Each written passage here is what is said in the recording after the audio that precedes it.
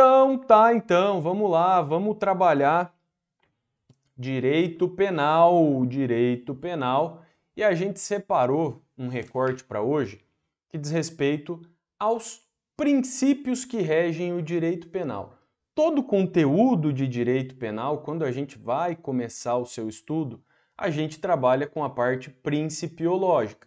Então, por exemplo, tema que me veio à cabeça aqui, se a gente fala de lei penal no tempo, nós temos que estudar alguns princípios. Lei penal no espaço, a mesma coisa. Sucessão de leis no tempo, tem princípios.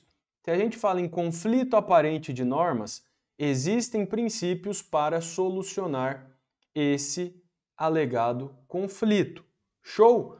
Mas os princípios que a gente separou para estudar nesse nosso encontro de hoje são os princípios basilares. A gente vai começar lá do chão, a gente vai começar efetivamente do começo, daqueles princípios que servem de base, que servem de sustentáculo para todo o desenvolvimento da matéria.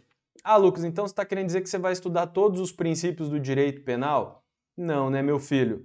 É humanamente impossível a gente estudar isso no pouco tempo de aula que nós temos, ou no tempo que a gente programa para fazer uma aula, que não seja cansativa, que não seja maçante, puxada, pujante, enfim.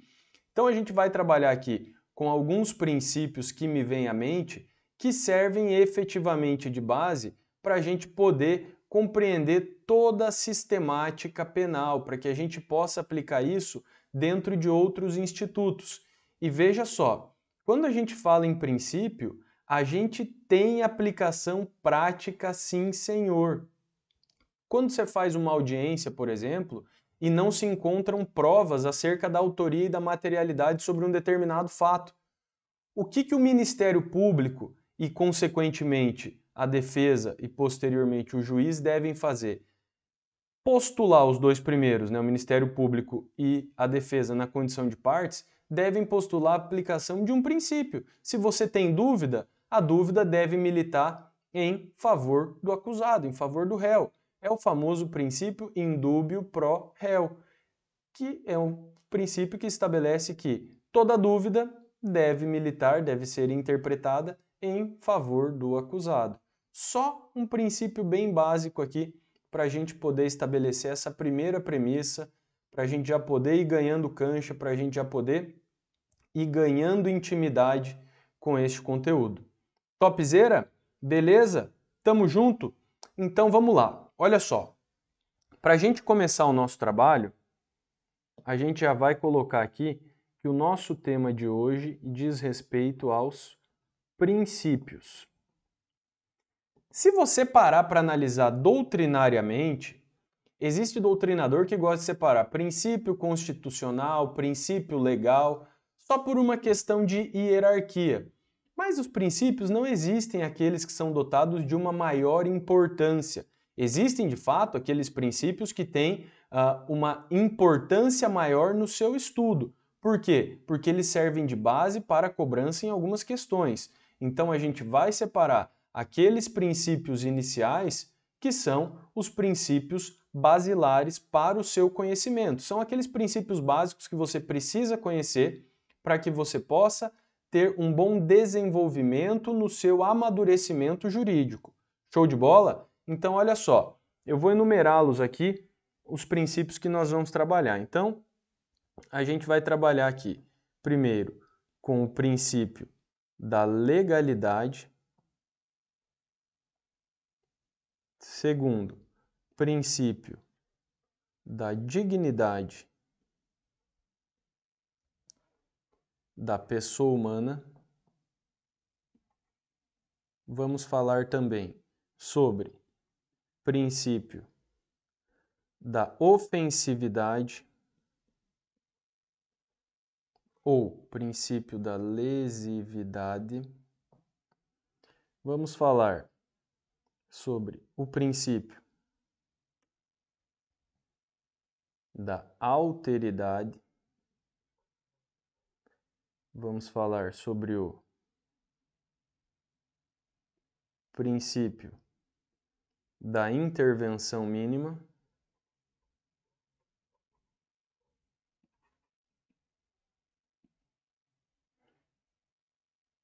vamos falar. Vamos ver qual princípio mais que a gente vai trabalhar aqui. Acho que esses 5 princípios a gente consegue ter uma boa base, tá?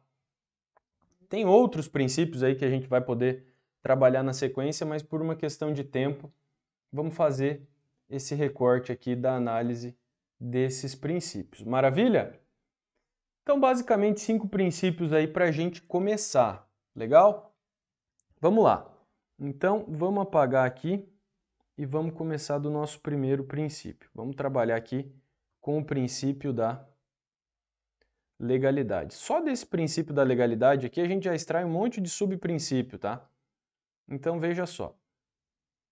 Eu quero convidá-lo para anotar aqui a disposição constitucional e a disposição legal que estabelece as suas premissas. Então, a gente tem a previsão do princípio da legalidade no artigo 5º, inciso 39 da Constituição Federal, mais artigo 1º do Código Penal. E é importante, para a gente entender o seu âmbito de aplicação, fragmentá-lo no seu texto. Então veja, não há crime sem lei anterior que o defina e não há pena sem prévia cominação legal. Tá, Lucas, isso eu já sei.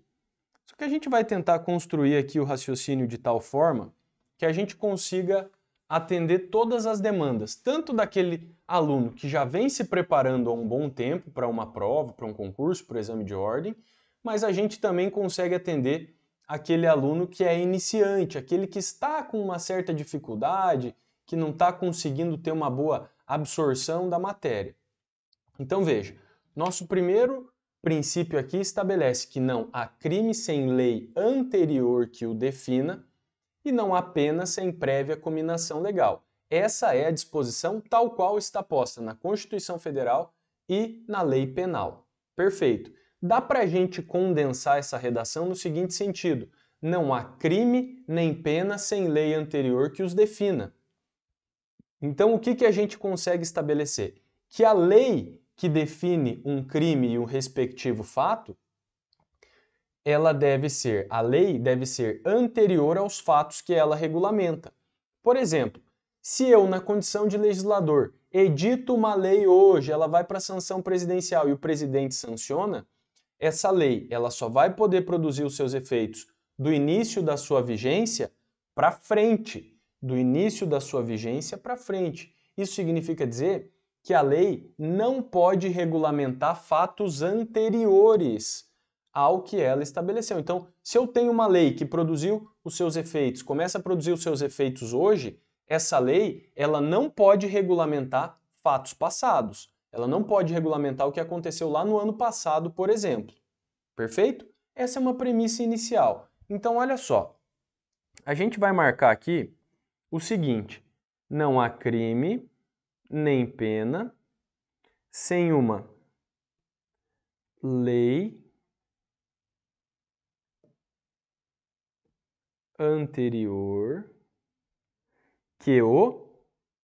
Deixa eu ver se eu tenho uma cor aqui que eu consigo aproveitar.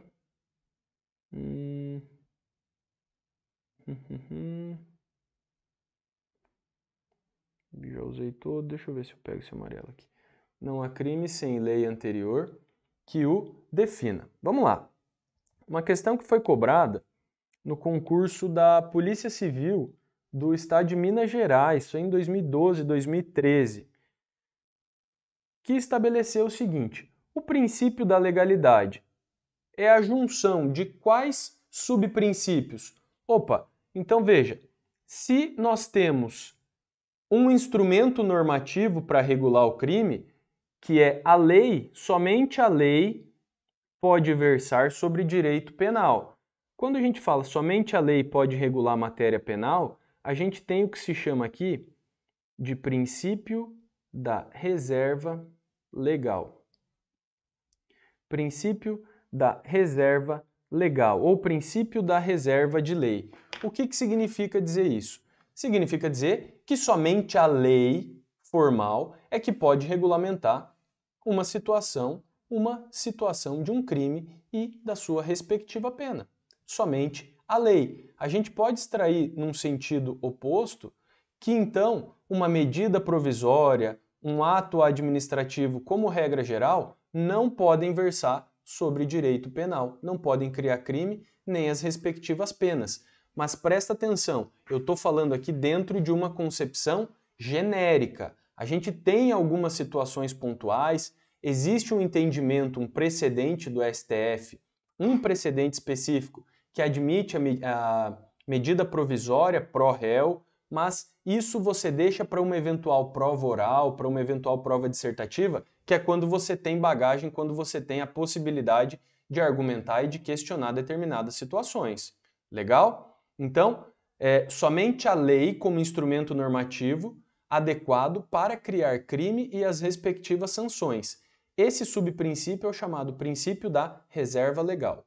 Tamo junto? Vamos lá.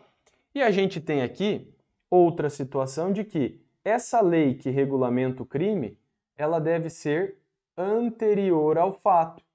Aqui a gente tem outro subprincípio, que é o princípio da anterioridade da lei penal. Então veja, falou-se em princípio da reserva legal. A gente vai extrair que somente a lei é que regulamenta crime e a respectiva pena. Ato contínuo, dentro do que se fala aí de princípio da anterioridade, muito simples. A lei deve ser, vou deixar melhorzinho aqui. A lei deve ser anterior ao fato. Beleza? A lei deve ter a sua vigência antes daquele fato. Perfeito? Então aqui a gente já tem as duas premissas e os dois princípios que compõem o princípio da legalidade. Então a gente pode falar que o princípio da legalidade é uma junção de princípio da reserva legal com o princípio da anterioridade. Maravilha? Até estou olhando aqui no meu espelho para ver se eu encontrava aqui um livro que eu ia mostrar para vocês. Mas não está aqui, está lá no meu escritório. O livro do Rogério Greco, por quê? Você tem que tomar cuidado, porque o Rogério Greco ele considera reserva legal como sinônimo de legalidade e não como esse fragmento. Eu prefiro estudar dessa forma, a legalidade como sendo um gênero do qual são espécies a anterioridade e a reserva legal. Tudo bem? Porque a reserva legal ela pressupõe um fragmento apenas da legalidade, que seria o nosso princípio macro. Beleza? Tranquilo? E aí o seguinte, a gente tem aí outro termo que eu grifei, que é essa ideia de defina, de definição. Daqui a gente extrai outro subprincípio que estabelece que os tipos penais devem ser definidos. Os tipos penais não podem ser vagos, abertos, abstratos. Eles não podem dar margem para nenhum tipo de interpretação. Eles têm que ser pontuais, eles têm que ser fechados. Então a gente tem aqui, quando se trata desse termo, defina, a ideia de definição do crime e da respectiva pena, a gente tem aqui o chamado subprincípio de princípio da taxatividade. Show? Tranquilo? Então tá. Não há crime sem lei anterior que o defina, não há pena sem prévia cominação legal. Então aqui a gente vai extrair algumas conclusões. Eu vou colocar aqui, ó, uma primeira conclusão e já vou deixar aqui espaço para a gente trabalhar uma outra conclusão. Se a gente está falando aqui, que somente a lei pode regulamentar, pode tratar de matéria criminosa, a gente acaba fechando algumas portas. Então, olha só a primeira situação. O princípio da legalidade, ele proíbe o uso da analogia para criminalizar. Primeiro de tudo, o que é a analogia? Veja, analogia é aquela situação em que você aplica uma disposição semelhante que contém a previsão para uma outra disposição ali que guarde a mesma relação, vamos dizer, de custo-benefício, mas que para uma situação você não tem a previsão escrita de lei. Lucas, ficou muito vago. Eu vou te dar um exemplo que você vai entender com certeza absoluta. Se você pegar o Código Penal no artigo 121, parágrafo 3º, você tem uma disposição lá de homicídio culposo. Beleza, tem lá. Pega aí, 121, parágrafo 3º, homicídio culposo. Se você pegar o artigo 302 do Código de Trânsito Brasileiro, você também tem um homicídio culposo, só que praticado na condução de veículo automotor. Eu te pergunto, você tem a mesma tutela aqui de direito penal? Você tem o mesmo âmbito de proteção? Sim, a resposta tem que ser positiva, porque o Código Penal está tutelando a vida. O Código de Trânsito Brasileiro, ao punir o homicídio culposo na condução de veículo automotor, também está protegendo a vida. Então você tem dois dispositivos distintos que estão protegendo a vida. Só que aí eu te convido a ler o parágrafo 5º do artigo 121 do Código Penal. O que a gente tem lá? A gente tem a possibilidade de aplicação do perdão judicial. Então, o parágrafo 5º estabelece, para hipótese de homicídio culposo, e ele faz referência ao parágrafo 3º do Código Penal. Então, para hipótese de homicídio culposo, se, no caso, o juiz verificar que as consequências da conduta poderão ser tão graves a ponto que torne desnecessário, obsoleta a imposição de pena, ele pode aplicar o perdão judicial. Essa possibilidade de aplicação do perdão judicial está prevista lá no Código Penal, onde você tem um dispositivo que pune o homicídio culposo. Só que esse mesmo raciocínio não aparece lá no Código de Trânsito Brasileiro, no mesmo dispositivo que pune um homicídio culposo, só que praticado na condução de veículo automotor. Então, o que acontece? Nesse caso, você tem dois dispositivos, mas para um você tem um dispositivo que pode ser benéfico ao acusado, que seria a possibilidade de perdão judicial. Então, para que se dê um tratamento igualitário para duas situações semelhantes, é possível aí, nesse caso, a aplicação da analogia. Então, para a hipótese de homicídio culposo praticado na condução de veículo automotor, a gente pode buscar esse dispositivo que está previsto lá no artigo 121, parágrafo 5º, e aplicá-lo analogicamente ao artigo 302 do CTB. Legal? Tá, Lucas, mas você não acabou de falar que o princípio da legalidade proíbe o uso da analogia? Disse, mas disse que é proibido o uso da analogia para incriminar, para se punir uma pessoa. Então você não pode pegar uma disposição semelhante e aplicar para criminalizar uma determinada conduta, porque a conduta só pode ser criminalizada por intermédio de uma lei. Agora, para benefício do indivíduo, é possível o uso da analogia. Então a gente vai constar aqui, ó, que o princípio da legalidade proíbe o uso da analogia, mas que somente é possível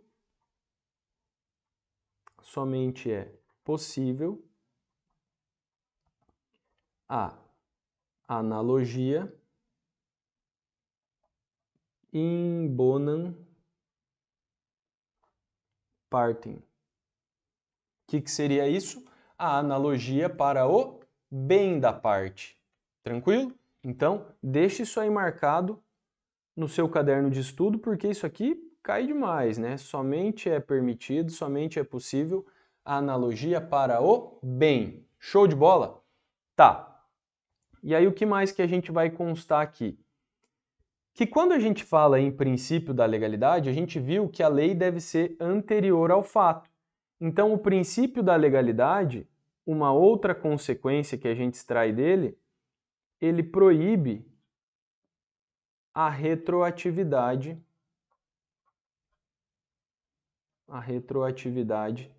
da lei. E aí eu vou colocar aqui, ó, em regra. Por que que eu coloco em regra? Porque, meu nobre aluno, se você abrir aí o artigo 5º, inciso 40 da Constituição Federal, você vai encontrar basicamente o seguinte enunciado: a lei penal não retroagirá, salvo em benefício do réu. Beleza? Então olha só que eu quero colocar aqui, ó.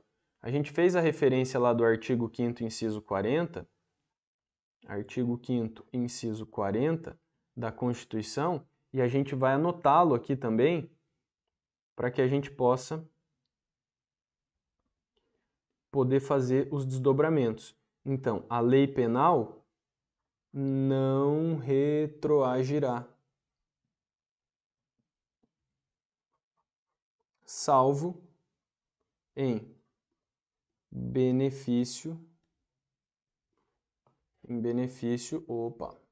salvo em benefício do réu. Então, a gente tem dois momentos aqui, um que vai até a vírgula e um pós-vírgula. Então, a gente tem aqui no primeiro momento a ideia de que a lei penal não retroage. Aí a gente vai imaginar o seguinte, a gente vai trabalhar com os colchetes aqui que eu gosto, ó.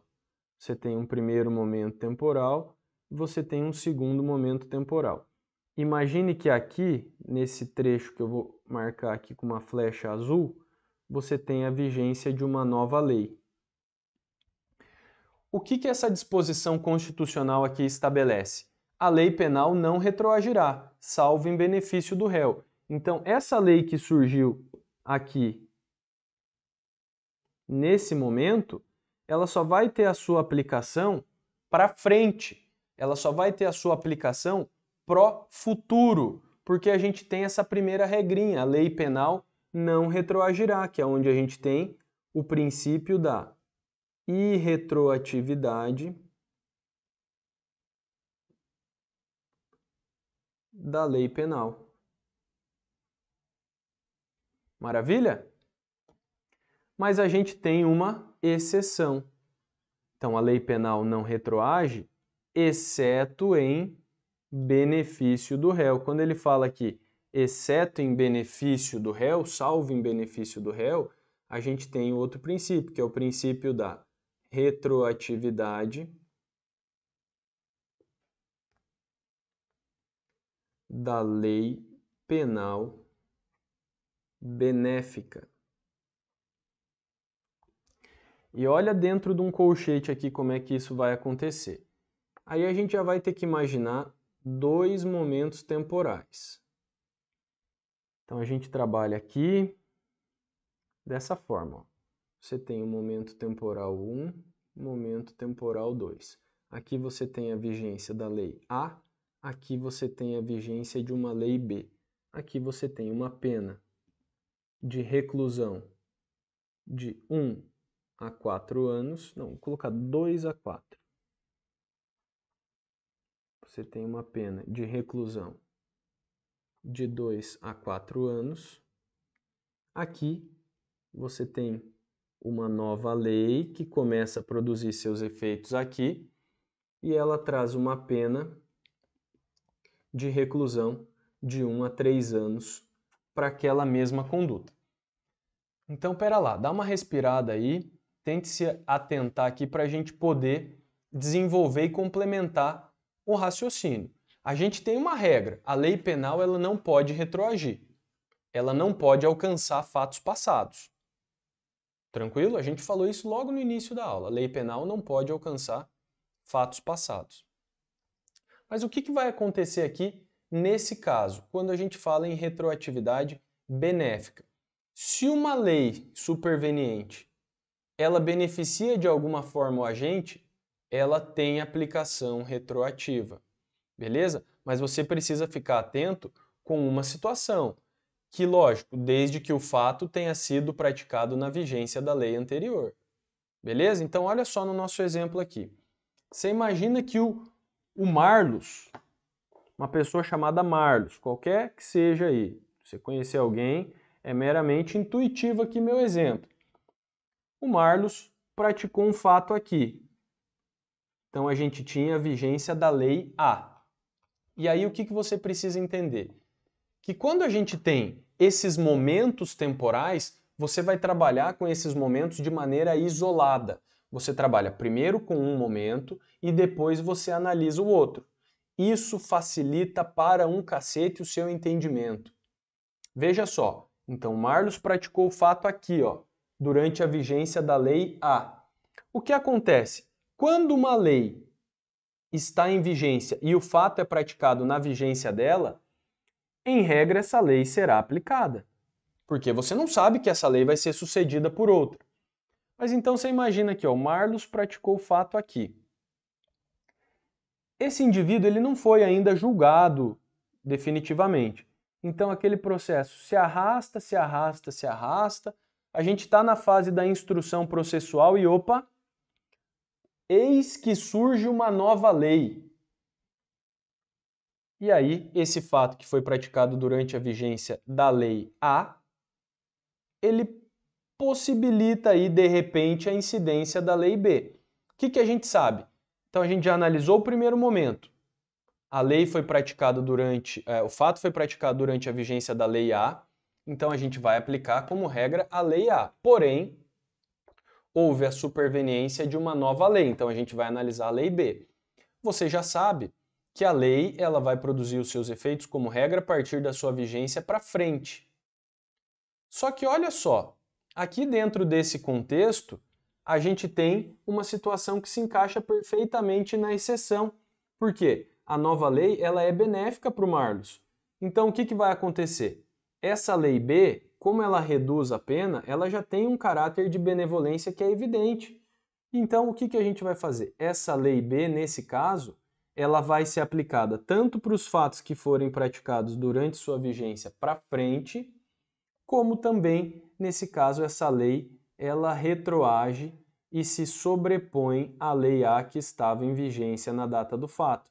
Então aqui, embora o fato tenha sido praticado durante a vigência da lei A, a gente vai aplicar, em verdade, a lei B por força dessa retroatividade benéfica.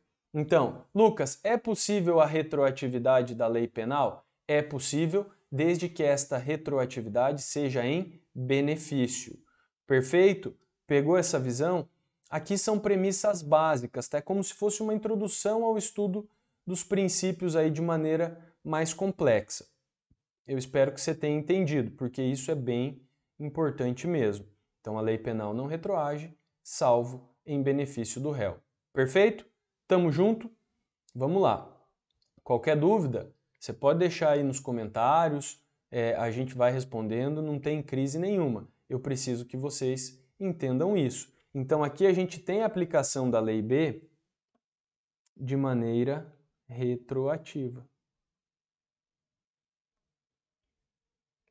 Fechou? A gente tem a incidência da retroatividade aqui nesse nosso exemplo. Fechou? Tranquilo? Então, para a gente poder aplicar aqui outras nomenclaturas, que eu sei que vocês têm um pouco de dificuldade, não sei se todos, mas a maioria dos alunos aqui tem dificuldade. Eu, quando aprendi isso, eu tinha uma dificuldade tremenda, e se a gente simplesmente separar os momentos temporais, tudo fica muito mais claro. Olha só, o que eu vou colocar agora nesse nosso exemplo aqui? Vamos imaginar que a gente tem aqui primeiro a lei A e a lei B. Beleza. O Juca praticou, vamos colocar aqui que a lei A tinha previsão de pena de reclusão de 3 a 5 anos. Com a vigência da nova lei, dessa lei B, a pena passou a ser uma reclusão de 4 a 8 anos. Tá, então Juca praticou o fato aqui, ó, durante a vigência da lei A. você está isolando. O nosso segundo momento aqui, você está desconsiderando, você não vai levar em consideração agora. Se ele praticou o fato durante a vigência da lei A, essa lei vai abraçar o fato. Essa lei é quem vai regulamentar toda essa situação. Show! Aí vem, enrola, pum! Antes do julgamento surge uma nova lei. Só que essa nova lei é mais grave. Então, o que você tem aqui? Que a lei vai produzir os seus efeitos da sua vigência para frente. Essa nova lei só vai ser aplicada para os fatos que forem praticados após o início de sua vigência. Essa lei pode retroagir? Não. Por quê? Porque ela é benéfica. Então, essa lei é da data da vigência para frente. Agora, como é que fica a situação do Juca aqui que praticou o fato lá na vigência da Lei A? Que nesse caso, a Lei A era posterior a ele. Opa, se ele praticou o fato durante a Lei A e a lei foi sucedida por uma lei pior, prevalece a Lei A, porque é a lei da data do fato, chamado Tempus Regit Actum. Então veja, aqui a gente vai ter a aplicação dessa Lei A, mesmo depois dela ter sido revogada. Aqui nós não temos o fenômeno da retroatividade. Aqui nós temos o fenômeno da ultratividade. Pegou o bizu aí? Pegou a visão? Então, esses dois termos são muito comuns aí nas suas provas, nas provas que vocês vão enfrentar, nos simulados, enfim, nos treinamentos. Retroatividade e ultratividade. Não tem segredo, porque a retroatividade é quando a lei nova alcança fatos anteriores à sua vigência. E a ultratividade nada mais é do que você aplicar a lei da data do fato. Significa que você não vai aplicar a retroatividade da nova lei. Tudo bem? Perfeito? Pegou essa visão? Porque era basicamente isso que eu queria tratar com vocês acerca do princípio da legalidade. Fechou? Vamos evoluir então para o nosso segundo princípio. Princípio 2. A gente tem aqui o princípio da dignidade da pessoa humana. Ou princípio da humanidade.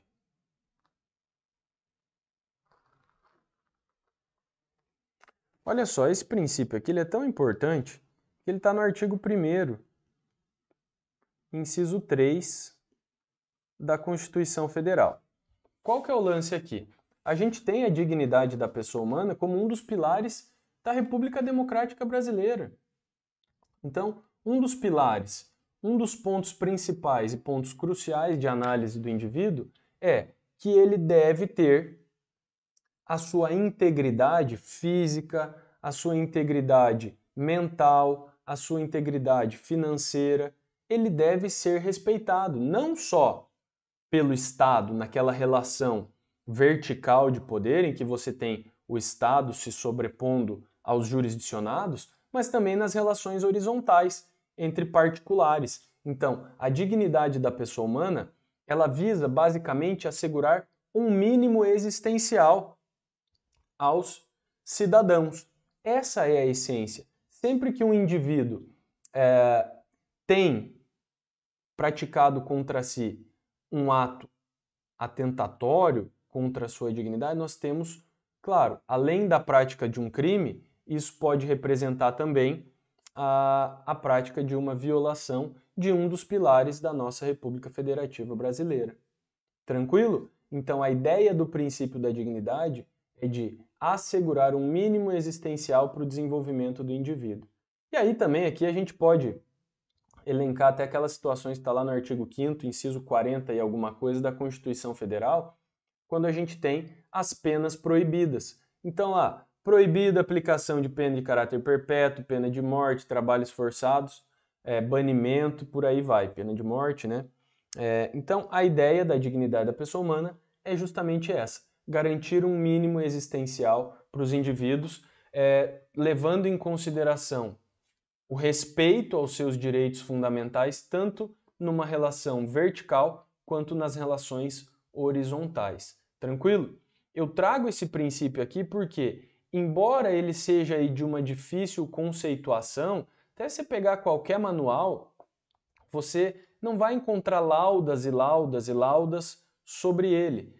Você tem ele como um princípio matriz, como um princípio importante, mas dele derivam todos os outros. A gente ramifica bastante isso. Então, um dos pilares centrais é essa ideia de dignidade da pessoa humana. E aqui você pode levar até a sua aplicação, até mesmo para uma prova dissertativa, para uma prova oral, quando você tem, principalmente, situações envolvendo o cárcere, situações envolvendo prisões. Se tiver lá que dissertar sobre o sistema penitenciário, esse princípio ele obrigatoriamente precisa ser citado. Há algum bom tempo atrás já, um ex-ministro do STF, ele já é falecido, o ministro César Peluso, ele agora me pegou, agora não lembro se o César Peluso é falecido. Deixa eu ver aqui. Eu acho que estou confundindo o nome. Deixa eu ver. Papapá. Não, não é morto não. Ele tá vivo ainda. Ele. Mas não é ele então, não é o César Peluso, é outro que agora me fugiu o nome. Mas já falou que o sistema penitenciário brasileiro é basicamente um estado de coisa inconstitucional. Em muitas localidades, você não tem a preservação da dignidade da pessoa humana. Ai, mas eu acho que preso tem que se fuder mesmo, tem que pagar pelo mal. Ok, a gente tem essa premissa aí, a gente quando fala isso, é, ninguém está defendendo que a pessoa não deva responder pelo mal que praticou. Mas não é você trancando a pessoa numa lata de lixo que vai resolver a situação.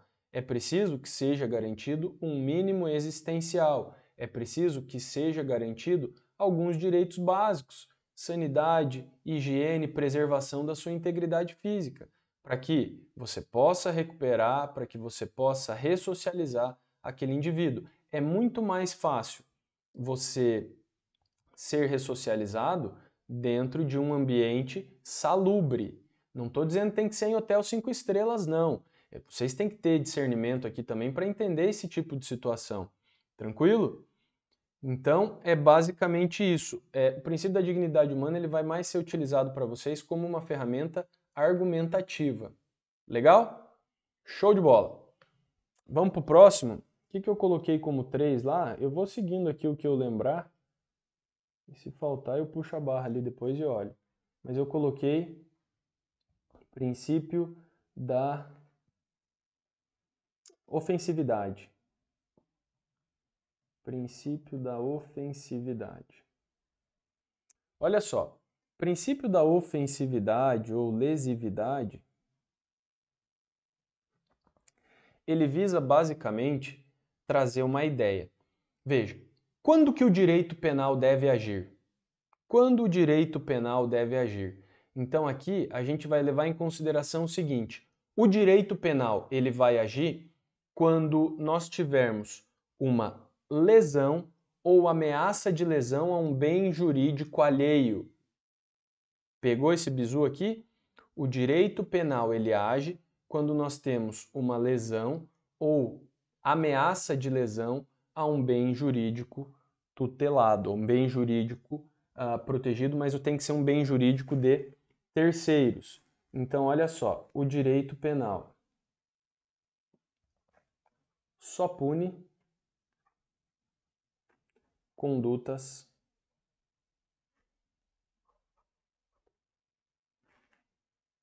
que gerem, que causem, que causem lesão ou ameação ou ameaça de lesão a bem jurídico alheio. Então a gente tem aqui, ó, lesão ou ameaça de lesão a bem jurídico de terceiro. Então, quando a gente fala em crime que gere uma lesão, são aqueles crimes materiais, né? Aqueles crimes que atentem aí, que gerem uma efetiva lesão para a integridade física da pessoa, para a integridade patrimonial da pessoa, enfim. E a gente tem os crimes de ameaça de lesão, que é quando a gente tem os chamados crimes de perigo. E aí a gente tem os crimes de perigo concreto, que é quando o perigo é exigido pela lei para que se consume a situação, para que se materialize o crime, e o crime pode ser também de perigo abstrato, que é quando a lei presume a situação de perigo. Lucas, me dá um exemplo de crime de perigo abstrato. Crime de perigo abstrato, o exemplo mais claro é o artigo 306 do Código de Trânsito Brasileiro, que é conduzir o veículo com a capacidade psicomotora alterada. Tá, se eu estou com a capacidade psicomotora alterada e estou dirigindo suavão, estou dirigindo que nem uma bênção, estou dirigindo na paz, dentro dos limites de velocidade, não estou comendo faixa, não estou colocando ninguém em perigo. Tem crime? Tem. É um crime de perigo abstrato. O perigo dessa situação está exposto na própria situação. É um perigo que é presumido pela própria lei. E aí, quer ver? Eu vou te dar um exemplo aqui do Código Penal de um crime de perigo concreto. Deixa eu achar aqui. A gente vai ter lá basicamente os crimes de perigo, tá? Deixa eu achar aqui, só um segundinho. Pá, pá, pá. Já vou achar um aqui. Tururu.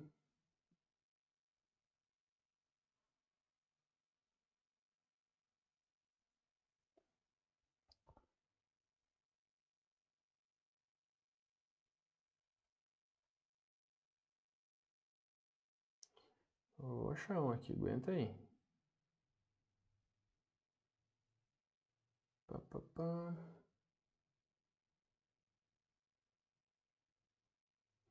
Olha só. Expor a vida ou a saúde de outrem a perigo direto ou iminente. Então, se você colocar uma pessoa numa situação de perigo direto ou iminente, você tem um crime de perigo concreto. O perigo tem que existir. Por quê? Se a pessoa não estiver efetivamente numa situação de perigo, o crime não vai acontecer. Beleza? Eu até tinha um outro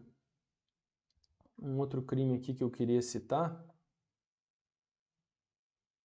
Ah, aqui, ó, incêndio. Artigo 250, era esse, eu passei batido aqui, foi o primeiro artigo que eu procurei. Artigo 250. Causar incêndio, expondo a perigo a vida, a integridade física ou o patrimônio de outrem. Pronto. Se você causar um incêndio e não colocar ninguém em perigo, não tem crime. Porque nesse caso, o perigo precisa ser concreto, o perigo precisa ser materializado naquela situação. Show? Pegou esse bizu? E aí, para a gente só finalizar esse trecho aqui, e eu já vou conseguir puxar o próximo princípio, a gente tem aqui que só será punida a conduta que gere lesão ou ameaça de lesão a um bem jurídico alheio, um bem jurídico de terceiro. O que isso significa dizer? Que aquelas condutas que atentem somente contra o seu bens jurídicos do próprio titular não serão criminalizadas. E aí que a gente tem o chamado princípio da alteridade. Olha só, o princípio aqui da alteridade vai estabelecer que o direito penal não pune as condutas que atentem contra o próprio titular do bem jurídico. Meu aluno, aqui eu te pergunto, o suicídio, ele gera punição para o indivíduo? O suicídio, ou a tentativa dele, né? Porque se eu me matar, eu vou morrer, então não vai ter punição, lógico. Mas se eu tentar me matar e não conseguir consumar o suicídio, tem alguma pena? Nenhuma. Nenhuma. Por quê? A vida é minha, a integridade física é minha, azar. Tranquilo? Então isso é princípio da alteridade. Aquelas condutas que atentem somente contra o bem jurídico do próprio agente não serão tuteladas e não receberão a chancela do direito penal. Mas toma cuidado, por quê? Às vezes, atentar contra o próprio bem jurídico pode ter uma outra finalidade. Por exemplo, se eu fincar meu carro numa árvore, intencionalmente, eu vou ser punido por dano do meu carro? Não. O carro é meu, eu faço o que eu quiser com ele.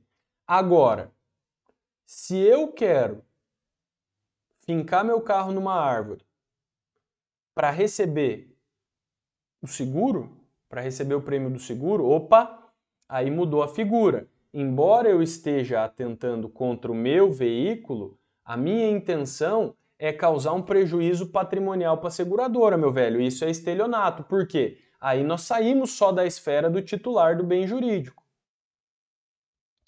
Fechou?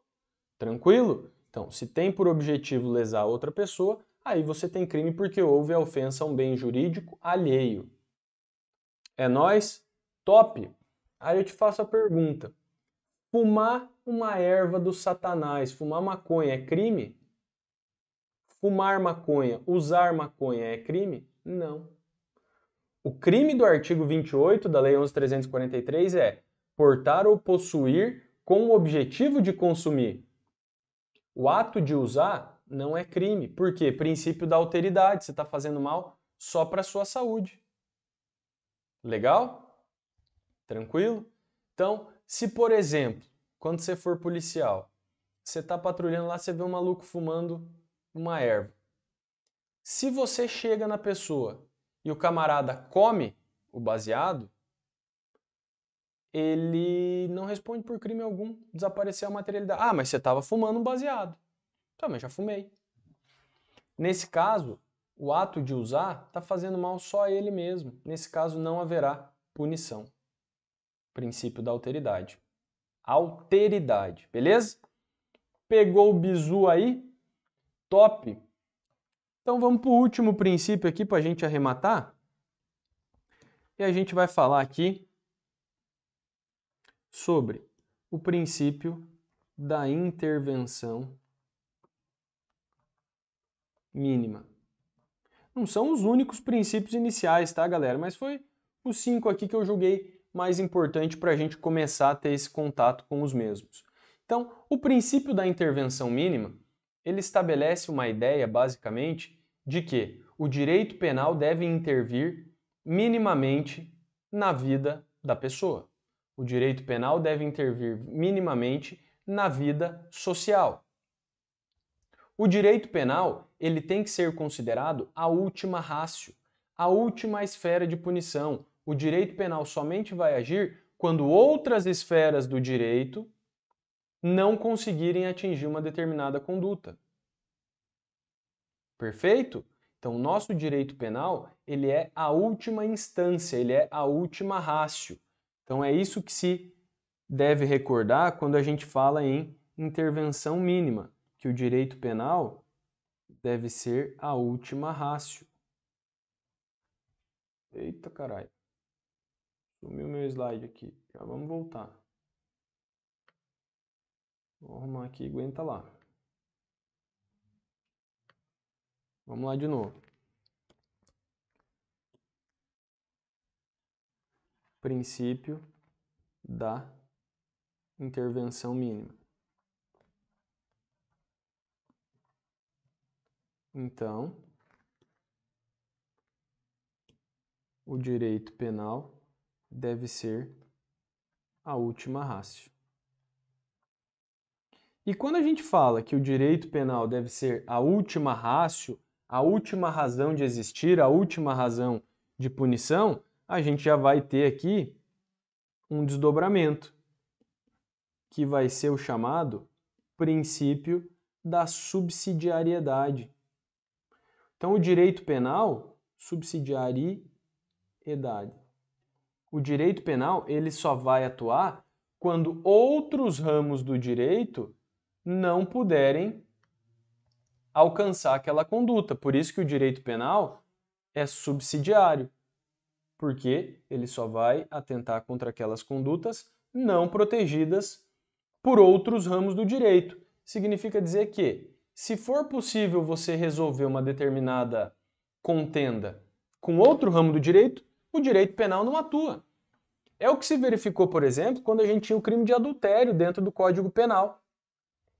O que aconteceu? O crime foi revogado. Por quê? Porque interpretou-se que o direito penal não precisava botar a colher lá numa situação conjugal, numa situação de relação extraconjugal. Resolve tudo lá no campo do direito civil. Não tem porquê nós trabalharmos com essa ideia de etiquetamento das condutas, ou seja, você aplicar a chancela do direito penal para toda e qualquer conduta. O etiquetamento, né, dos bens jurídicos e das condutas, ou teoria do labeling approach. Então, essas situações não podem e não merecem continuar acontecendo. O direito penal ele deve servir para tutelar e para proteger somente os bens jurídicos de maior importância, que é justamente onde a gente encontra o segundo desdobramento da intervenção mínima, que é a ideia do princípio da fragmentariedade. Então a gente tem a ideia de subsidiariedade, que o direito penal deve ser a última instância, e a gente encontra também aqui esse outro subprincípio, que é o princípio da fragmentariedade. Olha só, quando a gente pensa nos ramos do direito, imagina aqui, ó, o universo do direito. Você tem só um ramo aqui dentro que pode atingir as condutas? Não, você tem praticamente um cookie aqui, né? Por quê? Você vai ter o direito penal, você tem o direito civil, você tem o direito comercial, você tem o direito tributário, você tem o direito do trabalho, você tem o Código de Trânsito Brasileiro com as infrações. Então, o que você precisa entender? Quando a gente fala em fragmentariedade, primeiro, o direito penal é um fragmento dos ramos do direito e ele vai ser utilizado somente para a tutela dos bens jurídicos mais importantes. Então, quando a gente fala em fragmentariedade, a gente deve estabelecer que o direito penal atinge somente os bens jurídicos